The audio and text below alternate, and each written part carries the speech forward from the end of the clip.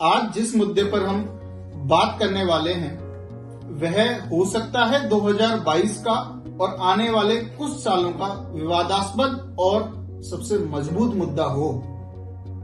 हाल ही में भारत सरकार ने अपना बजट पास किया और उस बजट में भारत की वित्त मंत्री श्रीमती निर्मला सीतारमण जी का एक बयान आया, एक लाइन उन्होंने कही जिसमें उन्होंने वन नेशन और वन रजिस्ट्रेशन के बारे में कहा।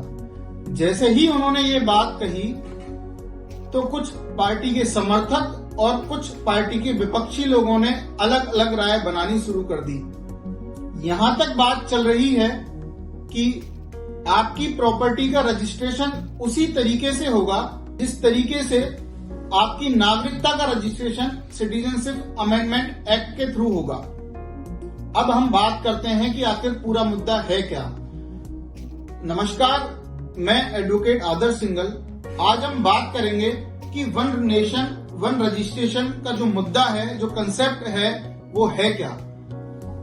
पहले आप देखते थे कि जमीन की रजिस्ट्री स्टेट का मुद्दा हुआ करती थी। स्टेट अपने अपने अनुसार जमीन की रजिस्ट्रियां करवाते थे और जमीन से संबंधित मुद्दा स्टेट का होता था। लेकिन सेंटर अब ये चाह रहा है, जिस तरीके से डिजिटल इंडिया मूवमेंट गवर्नमेंट की इच्छा है, उसी तहत अब जमीनों का भी जो रजिस्ट्रेशन की प्रक्रिया है और जितने भी इसकी प्रोसीजर्स हैं वह ऑनलाइन कर दी जाएं और रजिस्ट्री को भी डिजिटलाइज कर दिया जाए।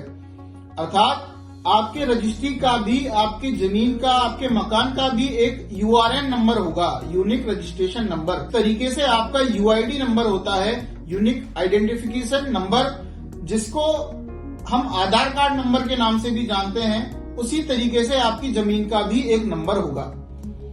अब बात आती है कि ये कर क्यों रही है, आखिर क्या कानूनी प्रावधान है, क्या पॉजिटिव पॉइंट्स हैं, क्या नेगेटिव पॉइंट्स हैं। अगर हम बात करें इस एक्ट की, तो इस एक्ट का नाम होगा लैंड टाइटलिंग एक्ट, जिसको हम कंक्लूसिवली लैंड टाइटलिंग एक्ट भी बोलेंगे, जिसमें 68 सेक्शंस हैं। इसमें अलग अलग प्रावधान इस तरीके से बताए हुए हैं कि किस तरीके से आपके जमीन का, आपके मकान का, टाइटल का रजिस्ट्रेशन ऑनलाइन होगा और एक नंबर आपकी जमीन पर मिलेगा, या हम यूं कहें आपकी जमीन का एक आधार कार्ड नंबर होगा। अब अगर बात करें कि किस तरीके से प्रोसीजर होगा, तो एक इसके लिए ऑफिसर्स अपॉइंट होंगे, लैंड अथॉरिटी बनेंगी, और अगर कोई भी डिस्प्यूट इसके अंदर आएगा तो लैंड ट्रिब्यूनल्स बनेंगे, जिसके अंदर 30 दिन में आपकी शिकायत का, आपके डिस्प्यूट्स का निर्धारण होगा। ये अगर एक्ट आता है तो इस एक्ट का सेक्शन 15 इस बात के बारे में बात करेगा।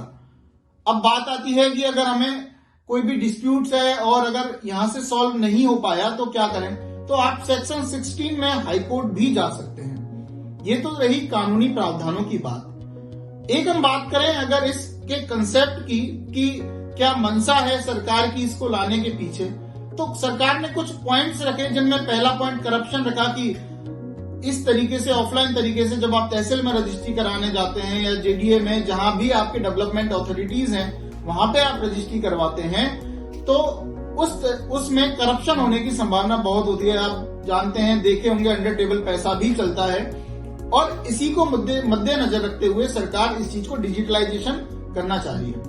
दूसरा अगर हम पॉइंट की बात करें तो सरकार चाह रही है कि जिस तरीके से एक राष्ट्र है उसी तरीके से उस राष्ट्र में जितने भी रजिस्ट्रेशन है पूरे राष्ट्र के अंदर होने चाहिए। इसके लिए सरकार ने 3C का कंसेप्ट भी लाया। इसमें एक C का मतलब होता है सेंटर ऑफ रिकॉर्ड, दूसरे का कन्वीनियंस ऑफ रिकॉर्ड और तीसरे का कलेक्शन ऑफ रिकॉर्ड। अब अगर हम बात करें कि इसके पॉजिटिव पहलू क्या हैं और नेगेटिव पहलू क्या हैं, तो पॉजिटिव पहलू पे तो हमने बात की कि इसका करप्शन रुकेगा, डिजिटलाइजेशन होगा, एक नंबर मिलेगा जिसमें आपकी जमीन का सब कुछ पता होगा। उस नंबर से अगर आप डालेंगे तो आपके पिता का नाम, आपका नाम, जमीन की सारी डिटेल्स आ जाएंगी। लेकिन अगर हम बात करें कुछ नेगेटिव पहलुओं की जो कि विपक्ष उठा रहे हैं, विपक्ष ने तो यहां तक कह दिया है कि इलेक्शन के बाद, यूपी इलेक्शन जो 5 राज्यों के इलेक्शन है, इस पे विपक्ष सामूहिक रूप से इस पे आंदोलन करेगा और इस बिल के, इस एक्ट के अगेंस्ट में अपना प्रस्ताव लेके आएगा। अब बात करें उनके मुद्दे क्या हैं, तो वो कह रहे हैं कि इससे सरकार आपकी जमीन का पूरा डाटा ले लेगी और ये उसी तरीके से होगा जिस तरीके से आपको अपने जमीन के कागज दिखाने पड़े कि ये जमीन आपकी है या नहीं है। अब मान के चलिए कि आपके परदादा दादा परदादा की कोई जमीन है, 200 साल से आप उस पर रह रहे हैं, तो अब बात आती है उसके कागजात आप पे है नहीं, सिर्फ आपके कब्जे के आधार पर आपका उस पर टाइटल है। तो अगर उस जमीन के आपके पास कागजात नहीं होंगे तो आपका यूआरएन नंबर भी नहीं बनेगा। तो उस तरीके से बात आएगी कि आपका टाइटल नहीं है तो जमीन का डिजिटलाइजेशन कैसे होगा, आप कैसे साबित करेंगे कि ये जमीन आपकी है। अगर कोई भी कागजात में दिक्कत आई तो आपको फिर भी दिक्कतों का सामना करना पड़ेगा, आपका यूआरएन नंबर नहीं बनेगा। इस तरीके के कुछ मुद्दे हैं। अब सरकार ने किया क्या है इसके लिए, इस पे बात करते हैं। तो सरकार ने सभी स्टेट्स को इसके लिए एक बिल भेजा है और सरकार ने कहा है कि भाई इतने दिन में आप या तो इस पे एक्सेप्टेंस अपनी दें, अपने सुझाव दें, या कुछ भी इस पे जो भी आपका सहमति है असहमति है वो दें, नहीं तो 2023 तक हम इस एक्ट को ले आएंगे और ऐसा मानेंगे जैसे सारे स्टेट्स ने इस पर सहमति दे दी है। तो ये जो मुद्दा है, अगर हम बात करें अपनी बेसिक आवश्यकताओं की, रोटी कपड़ा मकान, तो मकान जो है इसमें महत्वपूर्ण भूमिका निभा रहा है और ये उसी तरीके से है जिस तरीके से हमारी बेसिक नीड्स को फुलफिल करने की बात है। तो आज हमने जाना कि किस तरीके से हमारा URN number one nation one registration का सरकार भविष्य में लाने जा रही है, और आपकी राय क्या है इस मुद्दे के ऊपर वो आप हमें कमेंट में जरूर बताएं, क्योंकि ये हमारे भविष्य का सवाल है। आने वाले समय में हमारी जितनी भी प्रॉपर्टीज हैं, जितने भी जमीन है गांव की शहरों की, उन पर डिजिटलाइजेशन होने जा रहा है। और आप इसके बारे में क्या सोचते हैं?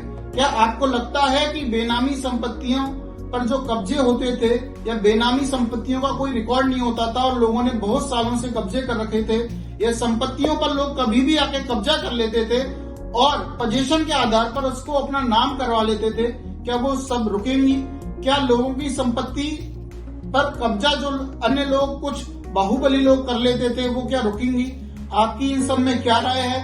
आप कमेंट में हमें बताइए। और इस कानून से संबंधित जितनी भी अपडेट्स आती रहेंगी, हम कोशिश करेंगे कि इसी YouTube चैनल पर हम अलग अलग तरीके से हम इसको प्रेजेंट करें, इसके बारे में आपको जानकारी दें। धन्यवाद।